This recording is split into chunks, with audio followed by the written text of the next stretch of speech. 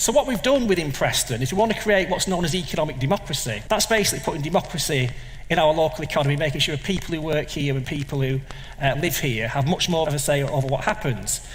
So what we realised within Preston is there's lots of wealth here anyway. We've got what's known as anchor institutions. These are things like hospitals and universities and colleges, housing associations, spending over £1 billion every year.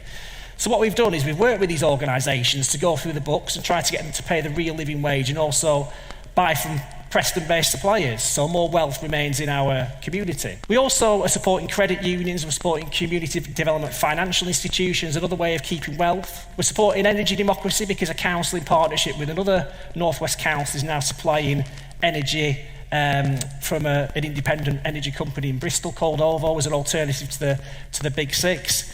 We also realised as well that within Preston, we're part of this very large £7 billion public sector pension fund, £7 billion, and instead of that investing so much in equities, we persuaded it to invest £100 million within Preston and the neighbouring borough. So that's developing within Preston. But then also we want to support community land trusts, and they're also forming worker-owned businesses, worker co-ops. Redistribution Party.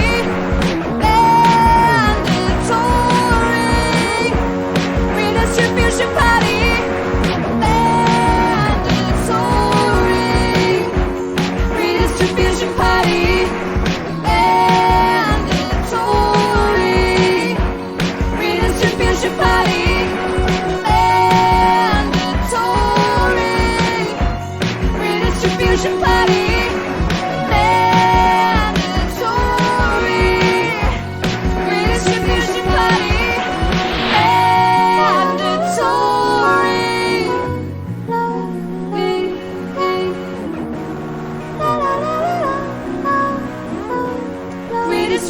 Party. Hello friends, and welcome to Mandatory Redistribution Party. I am Jack Evans.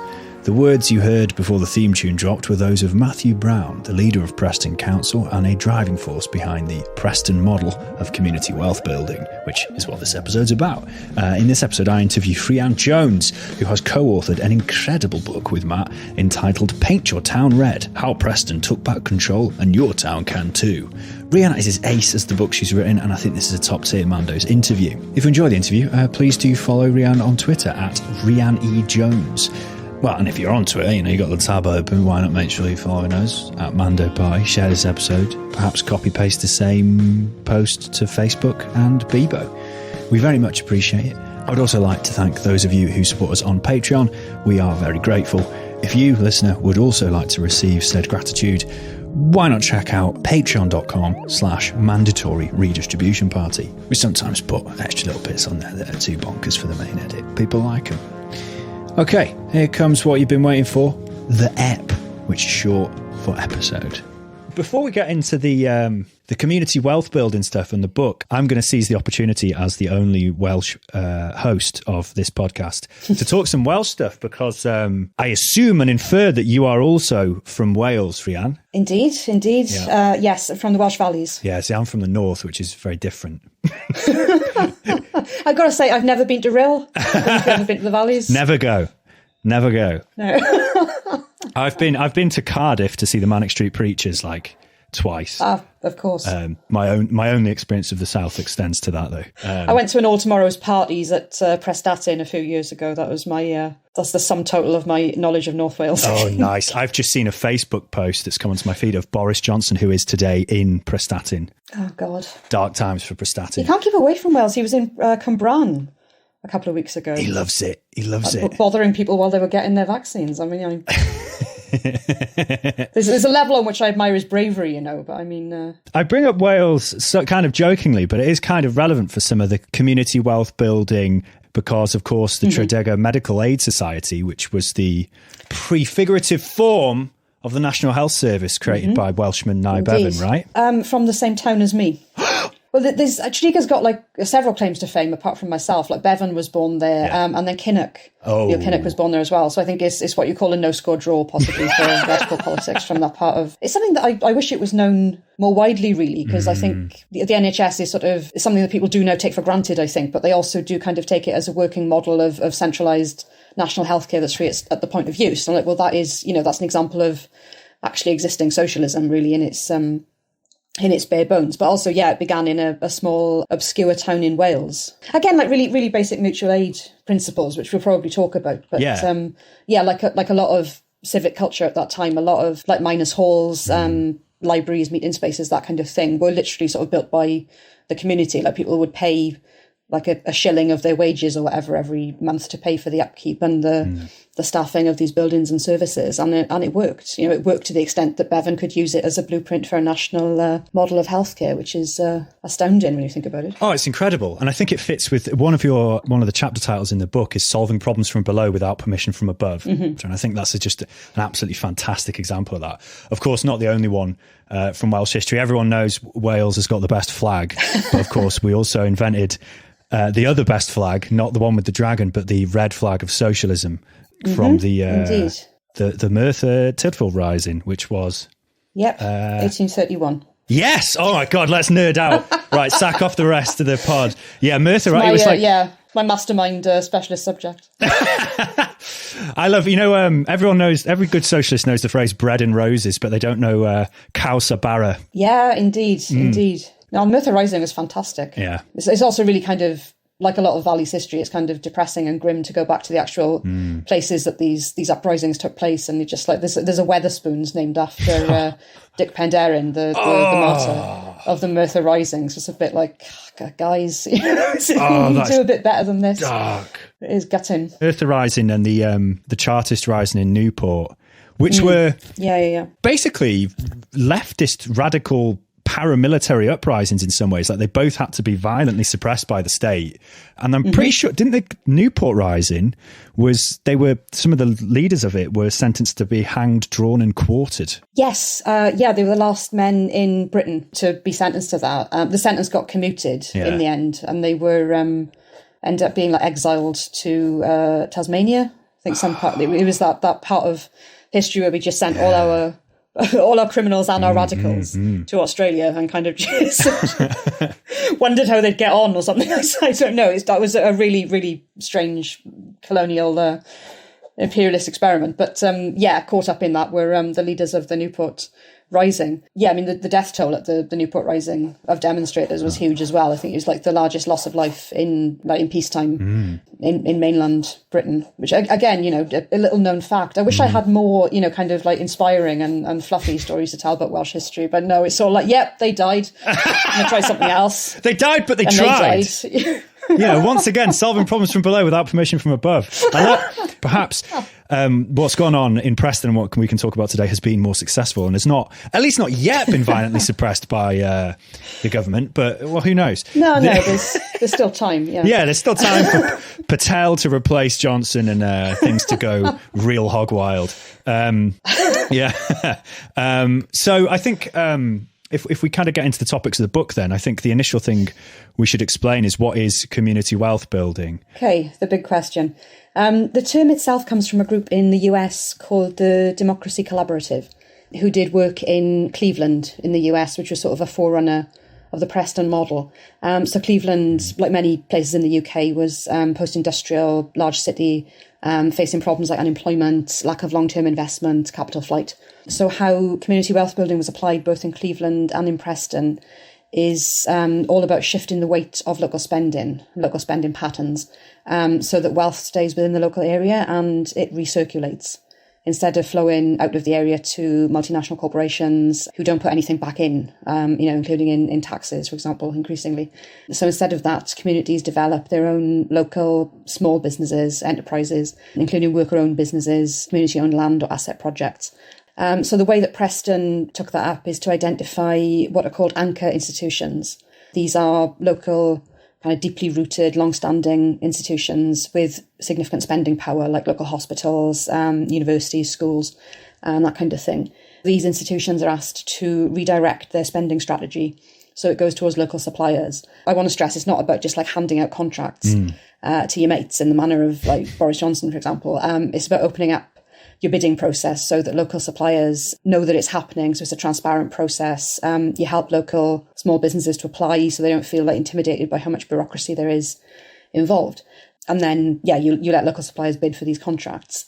So, for example, contracts for school dinners, that was one example in Preston, was sort of broken down and awarded to local farmers and caterers rather than global catering firms, as it was going to before. Or local building projects were taken on by local firms rather than outside massive private developers. So what this does is keep more money within the local economy. It helps to stabilise local supply chains. And when more businesses start up, more people are given jobs, they have more money to spend in local businesses. So it all goes in a virtuous circle. And it's all common sense, really. Like these things are not particularly radical, I don't think. There are more wider and perhaps more sort of transformative ideas contained in it, with things like if there are gaps in the supply chain where no local suppliers exist at the moment, then the plan is to help set up cooperative businesses to fill that gap. And these companies would be owned and run by their employees. There's also the idea of stipulating that suppliers, if they're given local contracts, they should be hiring local workers, targeting areas of structural unemployment, creating apprenticeships, paying a living wage, ensuring trade union involvement in the whole process. If they're given a contract for a property development, they need to build a proportion of affordable housing into it and that kind of thing. And also environmental considerations like using ethically sourced materials, renewable energy sources. So through this, there's greater democratic control and oversight of the local economy, as well as people getting more out of it in terms of jobs, wages, environmental improvement. That's it in a nutshell as far as community wealth building goes. I kind of see it, and I think a lot of people see it as a revival of kind of municipal socialism that was a big thing back in the 1800s. And if you look at local councils and, or councillors in England and in the UK, it's like a horror show. Barnet Council, basically that easy council model, which ended up, was it like pretty much directly controlled by Capita? And that that's a Tory one. But then you've also got, was it Haringey with the Claire Kober one, where they were doing like hardcore social cleansing, massive outsourcing projects, clearing out over 1,000 council homes. And then if you want to look into the saga of that, when the Corbyn era Labour Party tried to intervene and be like, can we rein this in a bit? It became spun in the press as like a sexist Corbynist witch hunt against this person rather than any of the things she'd done to decimate people's lives. And then, I'm really going off the rails here, but then loads of councillors, loads of Labour councillors came out in support of Kober, including Sadiq Khan, like 70 council leaders. Because council leaders, including Labour council leaders, are generally kind of reactionary, managerial. Some of the worst instincts of like Labourism are like embodied in local councillors. But actually, the best and most successful project that generally the left agrees is pretty good is the Preston model, and it is what's put in Preston and the other things that have been identified in the book. So actually, local government can do incredible things. And I think that's what's great about the book you've written, is it's very clear and practical and to the point about what can be done at a local level that is not only making steps towards the kind of world and country we want to live in, but making direct material improvements to people's lives now. Absolutely. Not waiting for the state to bring it down on us from above. So I think that is the key message of coming through the book. And I think it's fantastic and really inspiring. Thank you. That's what we were aiming at, really. It's a very, in some odd ways, it's quite an experimental book. Like it aims at a range of audiences, like it's trying to engage activists, I guess, on the ground activists, policymakers, people in local government, people in... there's a lot going on in quite a short book. So I'm pleased people were able to sort of disentangle some of that and find that it had a bit of clarity and practicality, because that's exactly what we were going for, to be honest. Yeah, I mean, it's really good. I mean, when I was doing research for this episode, obviously in addition to reading the book, I went and like looked at some other stuff, and there's so many tweets and comments on things going, is there a book about this? And they have wished it into reality, and you've created it. So I guess we should look at what happened in Preston, the context of what happened in Preston and the kind of successes and limitations there, and then move to the wider thing. So I guess let's talk about what the context was that the Preston model emerged from. Like, what immediate problems did the town face in the sort of early years of austerity, and then how did it move to... So Preston's just, for those of you who don't know, it's a pretty typical town in the north. Had the first KFC in the UK. Butch Cassidy, I didn't know that. Butch Cassidy, the Wild West Cowboys' dad, is from Preston. But yeah, so what was the context the Preston model emerged in? Okay, well, there's a number of factors that came together in Preston about 10 years ago. So Matthew Brown, been a local councillor since 2002. He's had a long-standing interest in things like economic democracy and cooperatives, but hadn't really been able to get anywhere within the city council in taking these ideas forward, because as we've been discussing, they were kind of wedded to the older models of like 90s style, attracting outside investment through financial incentives rather than investing locally. So then after the financial crisis in 2008, one of the knock-on effects of that in Preston was that one of their major regeneration projects called the Tithe Barn, which is like a huge commercial complex that had been talked about for years, as these things are, and like, this is going to save the area. All hopes of redevelopment were sort of resting on it. And then inevitably the investors and the sponsors, who were multinational companies, got cold feet and pulled out. So the project completely collapsed. Around the same time, because there'd been this ongoing context of cuts to the central grant that local councils get from central government. So Preston's grant was cut to zero. So it had no external government funding. It was left reliant on things like business rates and council tax, basically its own resources. So it had very little in the way of outside help, and the flaws in relying on models of outside investment with no local attachment became very obvious in that context, which meant there was some space for debate on what to do next, how to plausibly go forward, which was a situation in which it became slightly easier to say, well, let's try something new. What have we got to lose at this point? So in 2012, Matthew Brown went to a talk in Manchester by Ted Howard, who's the founder of the Democracy Collaborative, who was talking about the similar work that he'd done in Cleveland with community wealth building. So all of this caught Matthew's attention, and that of some others within the council and the academic sector in Preston. So they began to work on the idea of doing something similar for themselves. And that's how it all started, really. So the situation in Preston brought together a number of catalysts. There were local people who already had these ideas. There were outside examples that were providing inspiration and advice. And there was the political space for new ideas to be taken up due to the visible failure of old models. But, in Preston, the thing that meant it was able to be kickstarted was kind of like a last resort, as in we've tried other things. Now we need to go for something new, but it doesn't have to be a last resort. It can be an active political choice. Cool. So what specific things did they implement then to turn things around? Because obviously in Cleveland, they could look at that and actually they could see those big... Cleveland was grim as well before this was implemented, where it's didn't half the working age population leave in a few years or something in the lead up before it? And it's one of those, like Detroit is one of those sort of really hollowed out post-industrial places. Yeah, bleak.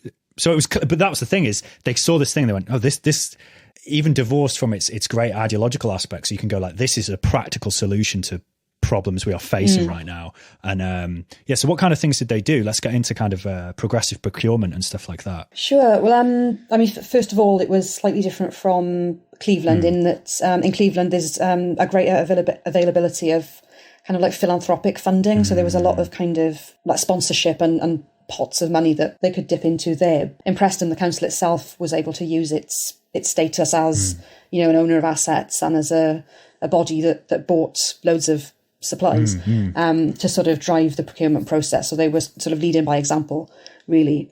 So they asked 6 anchor institutions to sign up to this. I think can't quite know. I can I can look through the book and bring them to mind off the top of my head. I know that the local university was one.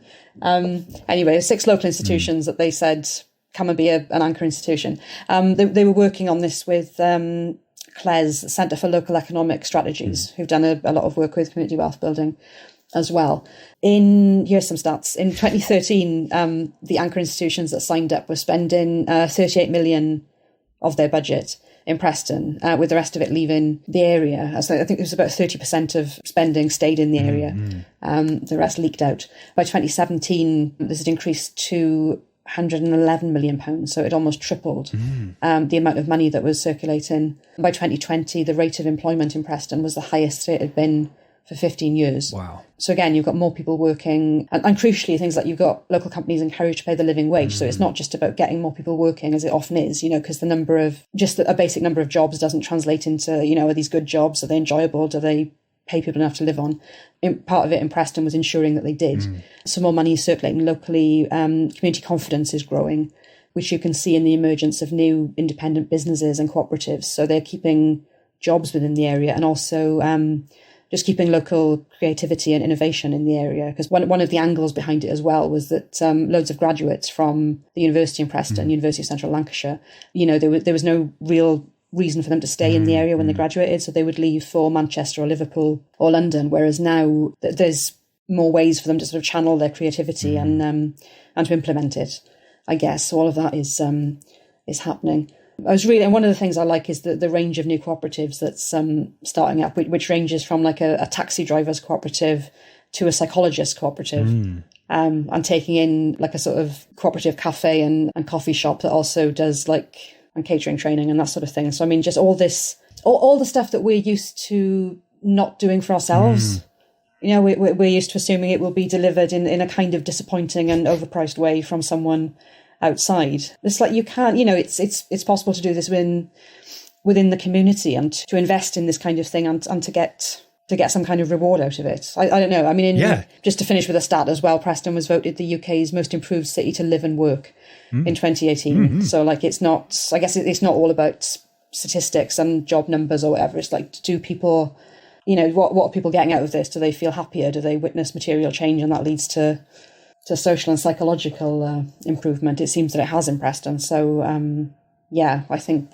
I think that's great. I mean, the thing I will say, because this was written in the middle of the pandemic, this book, which kind of threw a spanner in the works in terms of my ability to get up to Preston. So I was looking forward to doing, kind of vox pops and saying what's your lived experience of the Preston model been, which I couldn't do as much of as I wanted. Because the Preston model, I think, is now establishing itself in policy wonk circles, if you like, as an alternative economic doctrine. So decision makers can use it as a reference point for stuff that they want to do. I think one big challenge that we have in promoting community wealth building, though, is to do a similar thing, establishing it within popular consciousness, establishing it on the ground. And I think the best way of doing that is to focus on material outcomes. Yeah. And the fact that there is a lot of what's described as place-based pride, not xenophobic kind of like NIMBYism, which we're used to thinking about in that connection. But just the fact that it's nice to live somewhere that you have a stake in. Yeah. Again, real basic stuff, real just common sense. Well, but the way places, towns, quote unquote, are evoked in UK political discourse can be really fucked up, because basically what that means is, we have to do things in the interest of towns just means be more racist. It's just coded this idea. We call it on the podcast the phantom gammon of this idea of what a working class person is who lives in a town. And Lisa Nandy was really bad for it. I remember she did a tweet during the leadership contest of something about we need to make people in towns feel like they're represented. And she listed Preston in her statement. And it's because she was doing the thing of we haven't been flag shagging enough. And it's I think there might be some other stuff going on in Preston that you could be a better example, Lisa. But absolutely. Yeah, absolutely. Making people feel connected to where they live is a good thing. And as you say, we need to fight back on the idea that can only manifest as some weird xenophobia.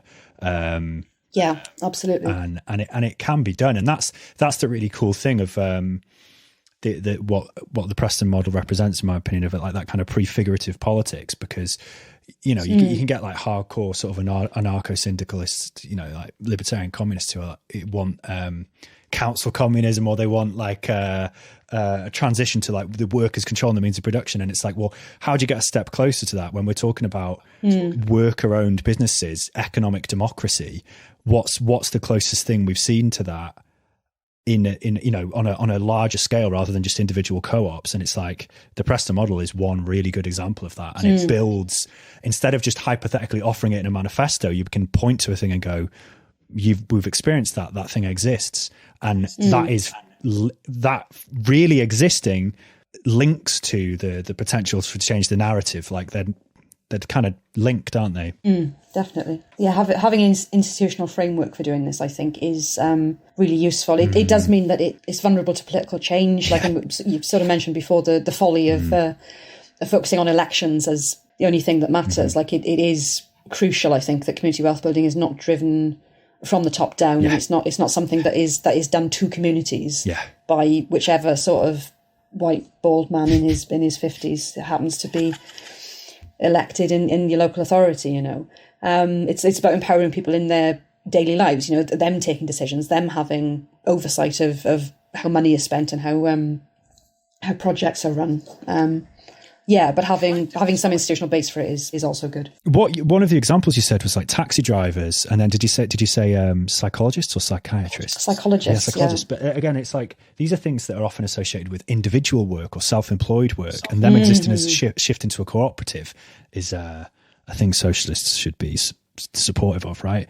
Because they're becoming institutions, they're working together. Yeah. I think one of the cool things in the book is you go boots in on Cameron's Big Society, which is a thing that's kind of been forgot about. The basic question is, what is the best way to run our country? And my view is that the big top-down government solutions to every problem, that isn't working anymore, and so it is time to try something different. And I think the idea of the Big Society is trying to help individuals and communities and voluntary bodies to come together and find solutions. So that's the big idea, is that you're looking for big society answers rather than big state answers. But if you want to sort of break it down into its three individual bits, I would say, first of all, it's about devolving power to the lowest level so that if people want to play a bigger role, they can. Are we making it easier for people to come together at a local level and solve problems that they have in their communities? If the answer to that is yes, then the Big Society is succeeding. And one of the weirdest thing about Big Society was it was like a rationale for we're going to strip away local government. You know, like you mentioned earlier, that all of Preston's government grant was just taken away. But the Big Society was used as a cuddly PR spin way of saying, oh, but other things will naturally replace these things from the community. And it's like, if you're going to have, I think the term used in the book is like the real Big Society or something like that. And it's like, well, if you're going to do those things properly, why not do it through local government institutions? Because they are, I mean, let's not claim that they're purely democratic, but they're certainly more democratic than business and more publicly accountable, So a Big Society divorced from that, when it's basically saying, oh, just rely on, like, I don't know, philanthropists. Yeah, exactly. It was very almost a kind of neo-Victorian model, I think. And it was very explicitly targeted at shifting the burden then, or the work of state provision onto the individual at the same time as austerity. So you're asking individuals who, were already going through shit, in terms of they may be out of a job, they may be looking after elderly parents or their kids or whatever. And so on top of that, you're asking them to also, do a bit of shopping for their neighbours or something. Like, fuck off. The insulting nature of the Big Society. I mean, I've basically been waiting about 10 years to put the boot into it. So that's part of where the venom comes from in the book, I think. But also, again, because I think I do say in the book, it kind of overlooks the fact that many working class areas, especially industrial areas in this country, were doing that kind of thing anyway out of necessity, because they didn't have an NHS, they didn't have a welfare state. So they were doing all this mutual aid for themselves. And it was, no one, again, like that was solving problems from below without permission from above. They didn't need someone like David Cameron to say, why don't you try this? But all of that was a necessity. The idea of state provision after 1945 was meant to alleviate that. So the fact that what we saw in the 2010s was that being rolled back, and then also being, chastised for not stepping in to fill the gap. Terrible way of governing. Just so evil, basically. But yeah, let's continue. The Lib Dems, of course. Oh yeah, blood on their hands. So that's all for carrier bags. So let's keep talking about this kind of positive vision of what community wealth building can do then. So maybe let's talk about some of the strategies you can implement at a local government level, because I think one of the ones that surprised me was the kind of alternative local democratic forms of finance, like credit unions and people's banks. Yeah, I mean, credit unions have a long history in the UK, but like cooperatives, it's been quite sort of scattered. It's not been done with institutional support. I mean, in a nutshell, like credit unions are an alternative to banks, building societies, and they have been set up successfully. They have a long history. And in Germany, as I think I say in the book, like they form a far more kind of formal institutional part of the finance economy. So again, they're not a pie in the sky idea. Like they are things that have worked in the past, are working in the present. So with credit unions, again, in a nutshell, when you open an account, they work in exactly the same way as a bank, really. But when you open an account, you are buying a share in the cooperative, which gives you a say in how it's run. All the money that goes into it is pooled so that other members can get loans. Income can be used to fund local projects or services that will benefit the community. And people's banks are very similar to credit unions, but they work on a larger, often a regional scale. So there's one being set up as sort of an offshoot of the Preston Model, which is going to cover the Northwest. There's one, Bank of Cambria, which has been set up in Wales. I think there's one being set up in like Bristol and Avon as well. So there's these they're covering regional areas rather than communities or particular neighbourhoods or workplaces, which credit unions often do. I guess the place of these alternative models of finance within community wealth building, they're aimed at ordinary people with small amounts of money to deposit, so not oligarchs, anyone can open a deposit, including the financially excluded, so individuals who may be former prisoners or something like that, people who aren't able to access conventional banking services. They're there for those as well. They can replace banks, many of which are withdrawing their branches from high streets. So there are loads of towns that don't even have a bank branch. So regional banks can replace that. They can replace private lenders, like particularly payday loan lenders who often operate in a really predatory, despicable fashion. And they can provide startup capital for community projects or local small businesses. So they can be, these alternative models of finance can act as a hub for other parts of community wealth building. So let's get into these other parts of community wealth building then. So maybe we could talk about land and housing, because I think that's another thing people associate with councils, and people are quite sceptical about councils, is often they are massively in the pocket of like big landlord, or half of them are landlords themselves. And I've seen some bizarre rationales of this, of like, oh, we need to get more landlord money in because then we can get more rent or rates from them or something that we can then spend on social goods. And it's like, I'm skeptical.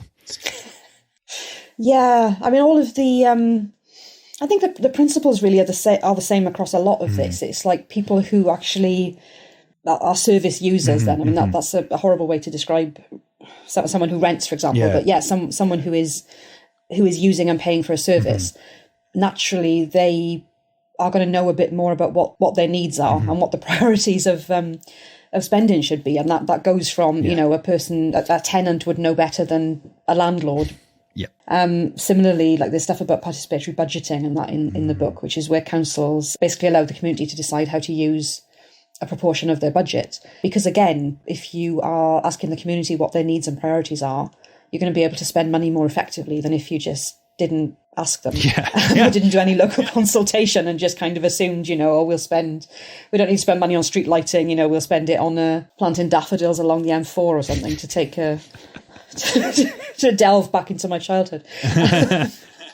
Well, Rhiddlan Council, which is the council that kind of control, even though Rhiddlan's actually quite a small place, but it controlled like what would now be a part of Denbighshire County Council, kind of around Rhyl and everything. And I think they got in deep shit in the 90s for, everyone sort of, I know from where I grew up in North Wales, knows it's like corruption, but I think legally they all got, like, no one got found guilty of anything, and it was just like some weird clerical errors, but they ended up spending like quadruple their money for the year, like their capital spend. But they didn't spend it on like social housing or anything like that. They just built like giant, insane developments. Like they built this thing called the Children's Village in Rhyl. And Rhyl used to be a little bit like Llandudno. Don't know if you've ever been to Llandudno in North Wales, where it's this like, I haven't. It's like a beautiful kind of Victorian pier. And it's one of those places where you look at it and you go, this is very nice, but it also looks very Tory.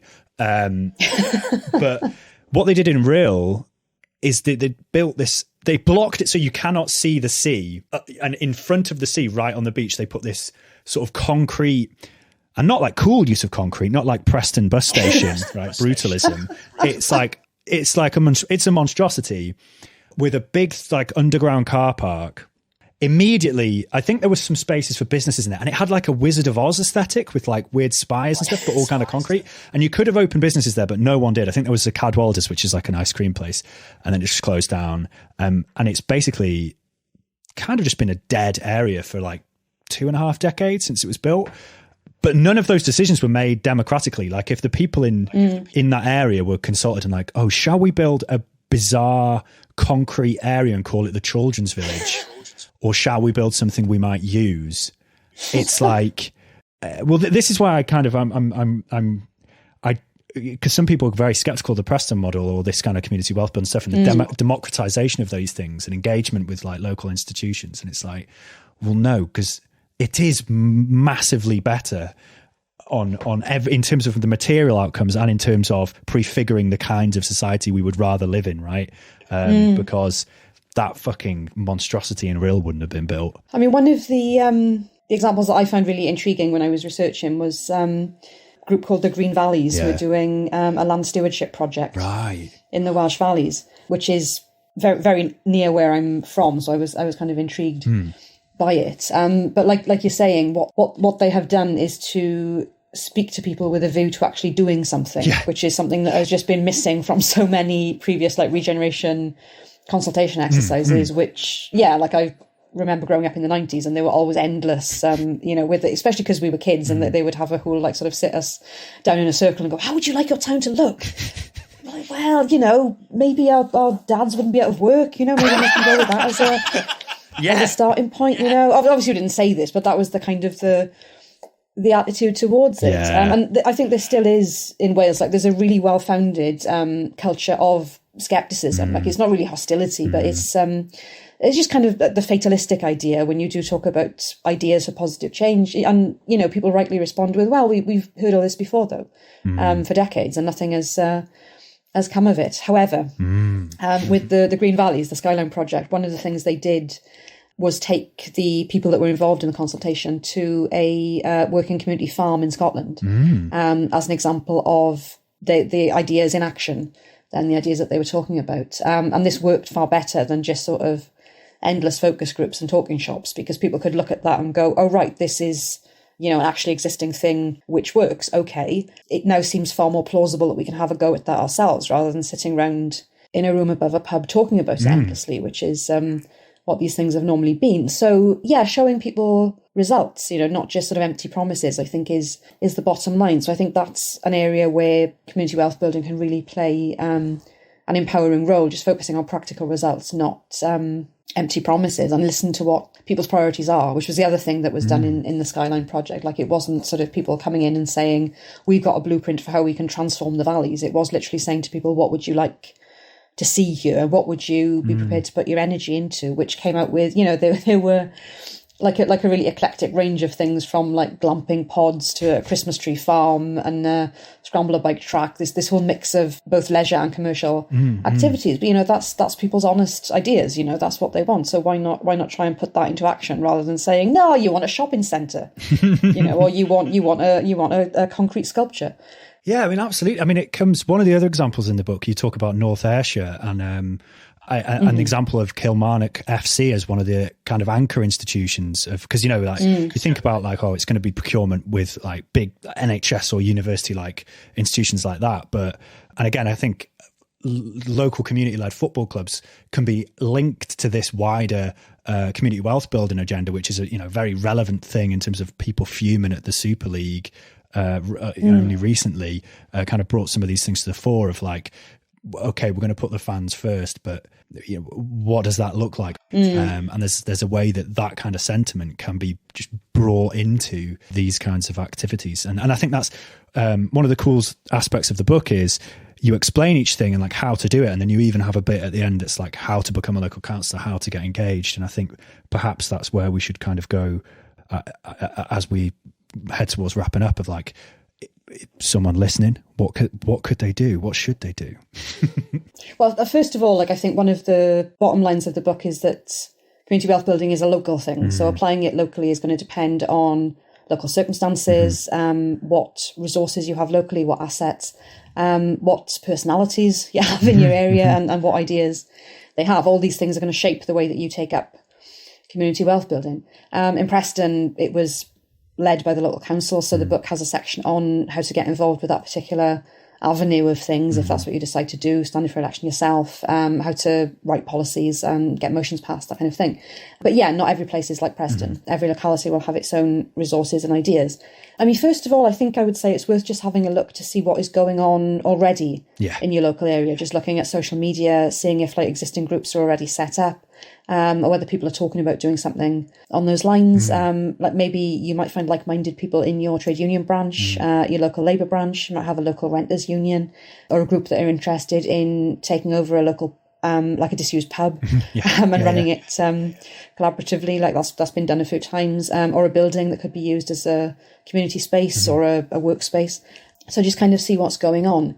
The book has a list of places to start if you're interested in taking up any aspect of what you read about in the book. I mean, for sort of really nitty-gritty like policy stuff, there's things like the Democracy Collaborative website, who they're based in the US, but they have a lot of like toolkits that will take you through things like progressive procurement and how to actively make the arguments for these things. And there's also CLES in the UK. There's institutions like Cooperatives UK, grassroots organisations like Acorn, who are a sort of network of community organisations with branches across the UK. It's a group called Stir to Action that works on, again, like the new economy, so things like democratic ownership and cooperatives. So it's worth checking those places out for, again, like existing examples of what can be done, ideas and guidance as well from people who are already doing it.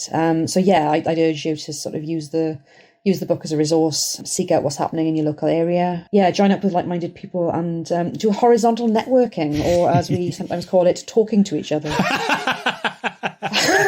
Radical. I don't know, that was really good. I'm trying to think how to wrap up now. Have you got anything else you'd like to desperately convey? I very much enjoyed writing the book, and I didn't quite know when I sort of took up the idea of it. I didn't quite know how it was going to turn out, but I think it's turned out very well. I'm really like, it's great. Yeah, actually quite excited and positive about what's in the book. And I'm Welsh, so positive thinking like doesn't come naturally to me at all. And I think a bit of positivity is what's needed on the left right now, certainly as well. I think. Yeah, I mean I won't talk about the last 5 years, but I think community wealth building is an area the left can put their energy into and see practical results, which again is the main thing, and that can be done outside the Labour Party. Like you don't necessarily need that base or that leadership to do it. Yeah, I think I'll probably just say as well to sort of, well, not preempt criticism, but just to say that like I recognise the validity of criticisms that say, as you were saying before, like, oh well, it's just tinkering around the edges. Yeah, okay, it's not the revolutionary overthrow of all existing conditions. Fair enough, but it's making positive changes. It's engaging with people on the ground and empowering them in their daily lives. That is something, don't let the perfect be the enemy of the good, because I think we do that all the time on the left, and it's not particularly constructive. And alternatively, like from the other angle, don't dismiss projects like community wealth building as like radical communist pie in the sky utopia that won't get anywhere, because that's not the case either.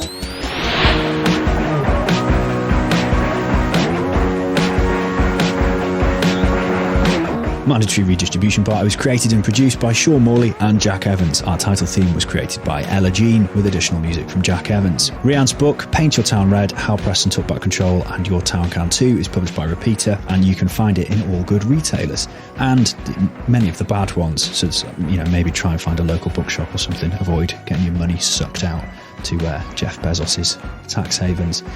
Well, he doesn't need a tax haven, does he? Just everywhere's a tax haven if you're rich enough.